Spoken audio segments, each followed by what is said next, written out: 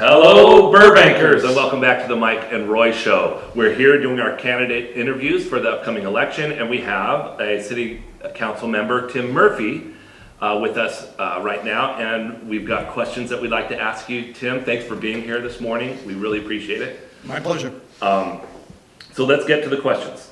Yeah. Although I'm concerned that I didn't make the kitchen. Well, That's my favorite studio. yeah, well, Still early in the interview. Maybe Yeah. we'll morph over there. yeah, Yes, it really doesn't have that same homey feel, this Yeah. set. Tim is referring to our normal Mike and Roy Show set, which is Yeah. Roy's kitchen, and his wife always does a nice set decoration for us. Anyway, She does. but we're here for you. We want to know about you, and we Yeah. want our community to know a little more about you. Thanks for being here, Tim. So Mike, I'll Okay, shoot off with the first one here. Great. First question. Burbank Airport plans to expand the terminal to 150% of its existing size, 150%. We know the plan is to replace the 14 gates with 14 gates, but with the expansion of the terminal, we are likely to see a dramatic increase in air and ground traffic. What are your thoughts on expansion at the Burbank Airport? I'd like to see it a lot smaller than that. I think we all want to see a nicer physical plant, more amenities for the travelers. It's apparently rated #1 airport in the world, and by people liking it. That doesn't mean that we want a lot of extra cars or people just going there for dinner. Hopefully they're going there for business. I'd like to see it smaller. I had nothing to do with that decision. I'm not sure what I can do about it now. All the experts told us to limit it to 14 gates. That was really important. We fought for that. We got that. Unfortunately, we weren't thinking about computers and next gen and its ability to load planes quicker and get them up in the air quicker. So that was a mistake. But yeah, I'm interested in seeing a smaller but newer, nicer terminal. It's obviously also an issue of safety. They've been telling us for years that they wanted to move it. So.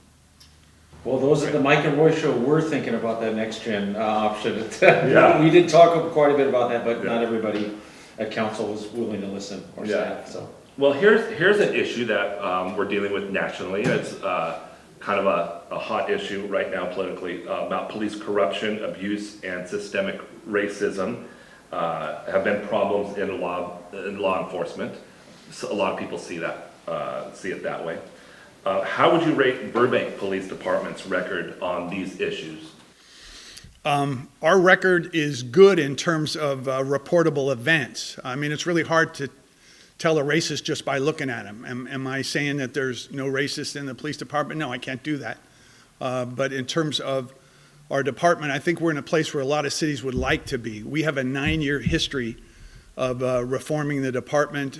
We hired a chief from outside our system. We told him with a mandate, reform everything. All new recruiting, all new interviewing, all new training. Every policy that we have is on the website. Anybody can see it. It's so transparent that you can see right through it. I mean, it's incredible. The use of force, it's there. Anything you want to know about their policy, it's there. We've got an independent agency that comes in once a year and focuses on a number of issues. They render a written report. They come to council. They report on the report. They're called OIR. They're very, very good. Sometimes they give us A's. Sometimes they give us C's. But there's always, with the chief and the leadership, a desire to change and improve. And I think we've got the right guy at the right time. In terms of defunding the police, issues like that, that's a really hard thing. It's not going to be done overnight. I know it's a pop phrase that people grab, but you say defund the police in Burbank and you scare like 4,000 seniors to death. They love their police. I get 5 emails supporting the police to every email I get from Black Lives Matter. And a lot of those emails are templates. They don't focus on Burbank. They talk about things that really don't make a lot of sense. Let me just pick one, the animal shelter. They want us to separate the animal shelter from the police department. We only have one police employee. He's a captain. He's in charge. If we took him out of the animal shelter, he'd still be working. He'd just be working somewhere else. So we wouldn't save a single penny. There might be better ways to run the animal shelter. We'll be looking at that. But these problems are all. The other thing we have is an independent police commission They meet once a month. Anybody can go to those meetings and see what's going on, and they're theoretically going to give us a number of recommendations, I believe, in December of this year. And we'll take a look at them. Anybody that brings to us an idea that would save money, keep people safe, keep our employees safe, we would look at it. I mean, that's your function in terms of the budget. But the ideas that I've seen so far don't make a lot of sense. I could talk about this for hours, and I won't. But if you have questions, I could talk about this forever. Yeah. Thank you. Thanks. Yeah, and thanks for being open to people bringing ideas. We have brought some ideas over the years to City Council, and not everyone there has been as receptive to hearing ideas. So thank you. I appreciate that. I think it's my job to listen and respond. All right, I hope the rest of the I council. appreciate you guys doing that. We're going to talk about developer fees a little bit later, and I'm all in on that. I just need to move it forward. Anyhow, go ahead. We'll get there. Yeah. Well, speaking of, you mentioned budgets and saving money where we can. Exceedingly high salaries throughout our city. Did I skip one? No, you keep pounding on the table. Oh, sorry. Like Kevin told you not to. That's right. Sorry, Kevin. Staff disagrees and argues that the salaries of some city staff are in line with those in comparable communities and essential in order to retain employees. We're talking about the high salaries, exceedingly high salaries here in Burbank for some staff. Our research and the high turnover rate among staff dispute that. What are your thoughts on high staff salaries? I think we need to control high staff salaries. Our basic policies are simple. We hire and pay according to a survey. The survey takes in 7 other cities that are similar to us in terms of population and other factors. Sometimes we trade off cities, every once in a while we change the survey. Our goal is to pay the median, the average salary of the survey, and that's what we do. Now, some of our salaries are skewed because of the economic problems that we've had. I voted for a hiring freeze when I first came on the council, and that caused a lot of problems. It was the right thing to do, but for instance, in our planning department, we didn't have the planners. People trying to process an ADU found that it went for 1.5 years, 2 years, and they were upset, and they had a right to be. But that hiring freeze was important because it was a budget issue, and we all voted for it, but I mean, I thought it was the right thing to do. So that's a problem because we have a lot of people working overtime. Right now, California is burning. Our firefighters are exhausted. Not only do they work in Burbank, but they're working up north, they're working down south, they're covering Pasadena when Pasadena's gone, they're covering Glendale, and vice versa. We need help. We need firefighters. I'm sure they're working beaucoup overtime right now, and do I like it? No. But it's not just about the money, it's also about the person and the exhaustion and the toll it takes on their family. We could use some volunteer people to help back them up. I don't know if they would accept it, but we're hurting in fire. Thank you. Next question is about our schools. Burbank Unified School District has been attempting to pass a new parcel tax to support the financial needs of our schools. Burbank voters did not pass these ballot measures in our last 2 elections. Are you in favor of a new parcel tax to support our schools? Probably not because of the fact that it's failed twice. It's a really hard way to raise money. Not only do you have to, you pit homeowners against the teachers, homeowners against parents, homeowners against kids. It's a terrible way to raise money. I think the state of California has completely failed its school system because they're the ones that are in charge of funding for schools. As you know, I have no jurisdiction over the schools. I can make any law, any edict that I want, but it doesn't matter because I'm just another person with an opinion. I am supporting Proposition 15 reluctantly. I hate to see that split. Prop 13 has been good to California, but our schools are hurting. They're cutting people, the class sizes are going up, teachers don't have supplies, and you have the pandemic with all the new computers, all the other things that are going on. It's going to be a tough year. I walked for both parcel taxes. So far this year, I've paid my fair share, which it hurts every month you write the check. But no, it's not a good way to raise money. I think we need to look outside the box and talk to our state legislatures. I mean, I know the sales tax wasn't a wonderful thing, but I mean, could we do a half cent more? Could everybody dig a little deeper just for the schools, just to go to them? I don't know if it's legal or not, but I'm going to talk about it to people that are smarter than I am. Great, thank you. Thank you. There's a lot of them. Well, not in this room. I don't believe that. Our neighboring communities charge developers a fee per unit that when they build, but those fees are much, much higher than the fees charged in Burbank. I know you really want to talk about this. These development impact fees could greatly benefit our community, but our city council and staff are very hesitant to raise these fees to the level of our neighbors. What are your views on the DIFs, developer impact fees, and do you feel our low fees are encouraging developers to replace much of our affordable housing with units that are too expensive for most of our current residents? I would like to move forward with developer fees as soon as possible. It's clear that the number one issue in the California legislature is housing, and they're already rattling sabers saying that any fees that would interfere with building housing of any type, that they would not look with favor on, and they might even challenge us in court. So I don't think we should wait any longer. I think we should do it now and not mess around.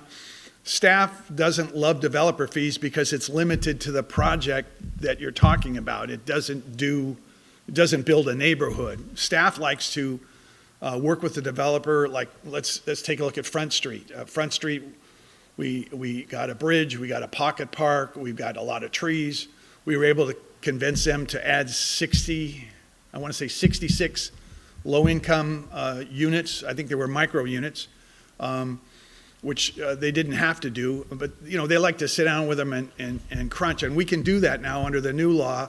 There's a percentage of affordable housing that has to be built in. There's also, you can give them incentives off of a list, something that they might want, like a deck or an extra story of parking, something like that. You can add that in order to get the affordable housing that you need. I don't think developer fees being low has hurt housing in general, because the developer wants to build what the developer wants to build, and we're going to lean on them for affordable housing, but they want to build market rate units. That's what they want to build, and we don't need market rate units. Well, we do, but we need the affordable housing more, and we've got to work together. We used to be able to do whatever we wanted with redevelopment, and they took that from us, and I'd like to see that come back. Great, thank you. Our city council imposed what we, Roy and I, and many people in our community see as restrictions on our ability to publicly address and engage with our elected officials and city staff. One of these restrictions was the elimination of final public comment at the close of every city council meeting. Would you support us in our effort to have final orals reinstated at city council meetings? Yes, I would. I think I told you guys several months ago in somebody's den that I was willing to put it on the agenda. The night that I was going to do it, Mayor Springer put it on the agenda, and it hasn't come back to us. I don't know why. I don't know if staff doesn't want it, and so they're dragging their feet, or if she doesn't want it, maybe she pulled it. I don't think it's a popular item with the majority of the council. The meetings go long. You want to go home and go to bed.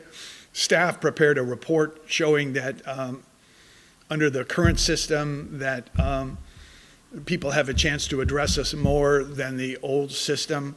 I'm not saying they're wrong, but it doesn't seem that there's a lot of people that exceed the 3 minutes and they get cut off in mid-sentence. Under the old rules, we allowed you to finish your thought at least.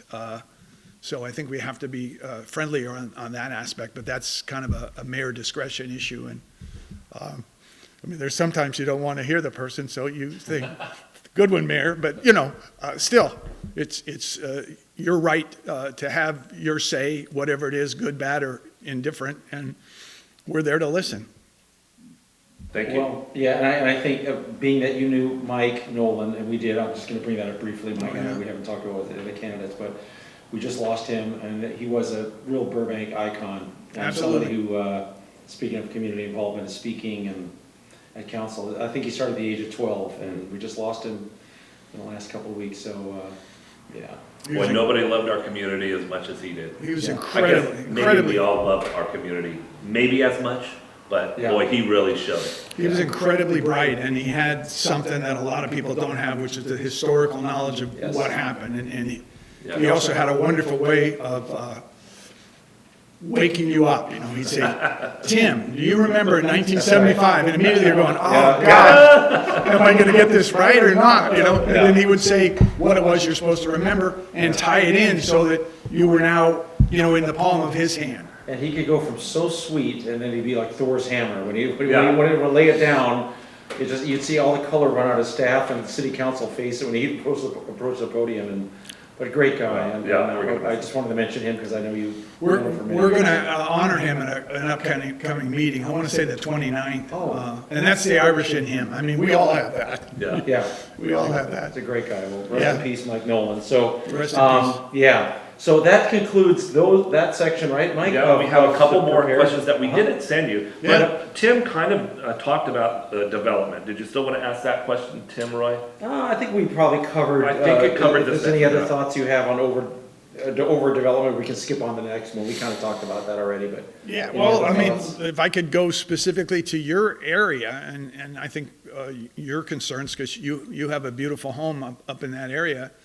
We just introduced the Golden State specific plan, and I think everybody needs to focus on that. We're looking at housing in places it's never been before. I already saw a project. I can't talk too much about it, but I mean, it's a beautiful project, but my concern immediately was traffic, because as you know, the Avion project, which I thought was an interesting project, and I wanted to vote for it, but Where Amazon is going in. when at that time, we didn't know that, but the council refused to, in my opinion, lob off the hotel, which I would bet money it was our staff's idea to put in the hotel, and the developer, was now, momentum was there, he wanted to build it, and if 10 intersections on Hollywood Way are going to go from level B, which means you wait once, to level F, and the EIR, I'm sure you guys saw it, said there is no way to fix it under current knowledge. Yeah, and so then you have this new project, if it goes in, and it's really a lovely project for apartments, businesses, but I think they're going to try to route the cars out to Van Owen, which at that point is different from Hollywood Way because it's kind of near where the bridge is. So that might be okay, but still it's something that you need to look at each one and then consider the whole EIR. Staff can't just go, okay, this is okay. I mean, then you need to consider all of it. Mike, did you want to ask the next one, or? Well, we just covered the Amazon thing, but Yeah. let's ask it this way and see if we can trick Tim. Please. You're really good at that. You already talked about Amazon. We've talked about it with you, in meetings. One of the best kept secrets in Burbank is the addition of a large Amazon facility at the new Avion development. Why do you think this has been kept a secret, and how do you feel this will affect the surrounding neighborhood and the entire community? What do you think will happen to the new Avion development when the high-speed rail facility comes to that area? Well, I don't know if you had a chance to see the report on the high-speed rail, but the high-speed rail report said that they were going to have to tear Avion down. That's right. Because That was apparently, confirmed recently, yeah. apparently they want to have an entrance and exit somewhere in Avion. I don't know why that would make them tear the whole thing down, but it was very concerning to me, and I raised it at the council meeting because I said, am I reading this right? I believe at that location, the high-speed rail is supposed to be underground, so they have to have someplace to enter and exit. My understanding is the developer kept Amazon a secret. I think he's still keeping it a secret, and I guess that's his right. At a minimum, if it's going in there, we need all electric vehicles at a minimum, and they've got them. So the traffic is going to be bad because that's more trips in and out, no question about it. That's wholly different from me as a business owner or going in for the day, and maybe I walk to lunch, maybe I don't, but these cars are going to be coming back and forth. And And those traffic grades, sorry, Tim, to interrupt, the traffic grades, you talk about the F for the intersections, That was before we even talked about Amazon coming in. That already got a failing grade that you voted, and thank you for voting no on that project. You were the only one who did, so I want to say thank you, but that was before Amazon signed on. I didn't mean to interrupt you, but tying into it. There were a lot of things about the project that were very sexy. I mean, the cool roofs, the number of large trees going in, the fact that, you know, it's just been a dirt lot forever, but when I read the EIR and I saw if the hotel went out, the trips would go to half, 5,000 instead of 10,000. That would have changed everything, and we could have built something else. They don't need a hotel there. The hotel translates to transient occupancy tax. It's like free money that the city wants. I get that, but you know, my personal opinion is probably staff convinced them to build a hotel at that spot. It's not a place where I'd want to stay. I mean, especially we had that one plane that went all the way, almost hit the gas station, you know? No, thank you. Well, thank you. Mike, are we at our finale? Final and perhaps the most important question of all. Bulldogs or Indians? Yeah, I would have to go with Burroughs because all three of my kids went to Burroughs. All three of our kids went there. Okay. That's right. One of mine and two of his. Sean, my oldest Sean was a soccer star, starting goalie. Wow. And, you know, his coach said he could play in college at a large school if he wanted, but he didn't. Robert didn't go as far. I think he really discovered girls his sophomore year, and soccer was a thing of the past. And then Connor's in individual sports, biking, running.